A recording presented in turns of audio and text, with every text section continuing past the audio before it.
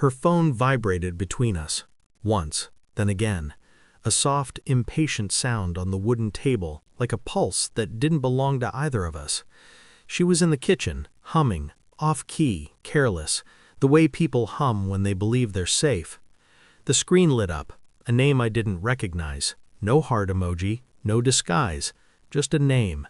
Male, familiar in a way that felt rehearsed. I didn't move, I didn't breathe.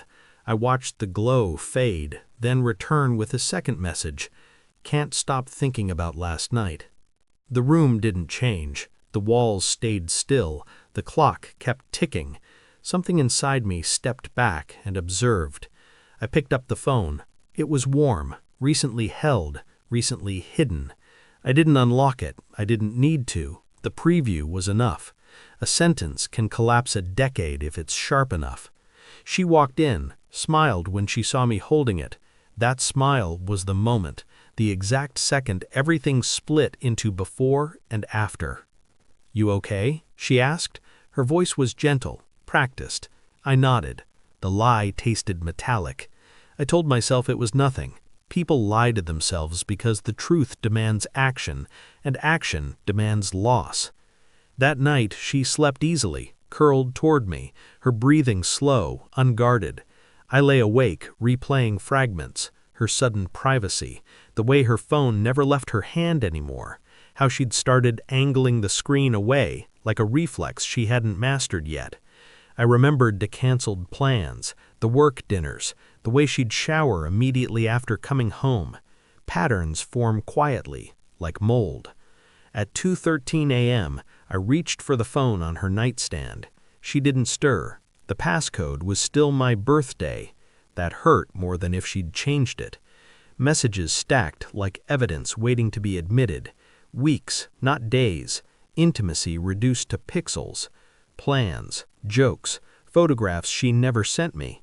He knew her schedule, her stress, the version of her she claimed only I understood. I scrolled, without expression. I wasn't angry yet. I was cataloging. At the bottom of the thread, one line settled in my chest and stayed there. He doesn't suspect a thing. I placed the phone back exactly where it had been. She murmured my name in her sleep. I didn't answer. I became precise. Affection remained unchanged, tones steady, smiles intact. I kissed her forehead before work, asked about her day, listened. All the while, my mind built timelines. I pulled phone records under the pretense of a billing issue, cross-referenced numbers. One appeared too often, always late, always brief. I learned his name, his address, his divorce status. He lived 15 minutes away. Of course he did.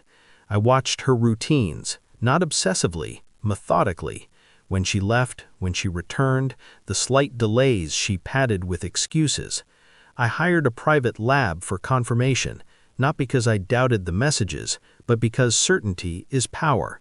I needed something physical, irrefutable. Waiting was the hardest part. She laughed during dinner one night and touched my hand. The contact felt foreign. Inside, something coiled tighter. When the envelope arrived, plain and unmarked, I didn't open it immediately. I poured a drink, sat down, let the silence stretch. Then I read. I didn't confront her right away. Truth loses impact if delivered impulsively. 2 nights later, I set the envelope on the table between us. "What's this?" she asked, already uneasy. "Open it." She did, her face drained in stages. Confusion, recognition, panic. "You tested?" Her voice cracked. I nodded. The report confirmed what the messages suggested. Not just betrayal, a parallel life. "I can explain," she said. I raised a hand. "No," I replied. Calm, almost kind. "You can react." Silence filled the room, heavy, unforgiving. Tears followed, apologies, words tumbling over each other in a desperate attempt to rearrange reality. I watched, detached, like a man observing weather. When she reached for me, I leaned back. That was when she understood. "I knew before you think I knew," I said. Her sobs faltered. "I wanted to see how far you'd go." That landed harder than any accusation. I told her about the records, the address, the lab. I told her I'd already spoken to him, not to fight, to inform. He hadn't known about me either. Her mouth opened, closed. I slid my phone across the table, a forwarded message. His response, short, regretful, final. I won't be part of this. She broke then. I stood. I'm not angry, I said. I'm finished. I left her there, surrounded by the ruins she thought she'd hidden so well.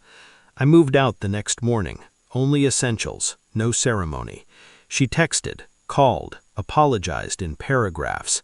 I didn't block her. Silence is more precise than rage. Weeks passed, then months. I didn't miss her. I missed who I thought she was. Trust, once shattered, doesn't heal. It sharpens. Now I notice everything. The pauses, the patterns, the lies people tell themselves. And when my phone vibrates now, because I no longer place my faith in anything that can be unlocked, I learned the truth quietly, and I walked away intact.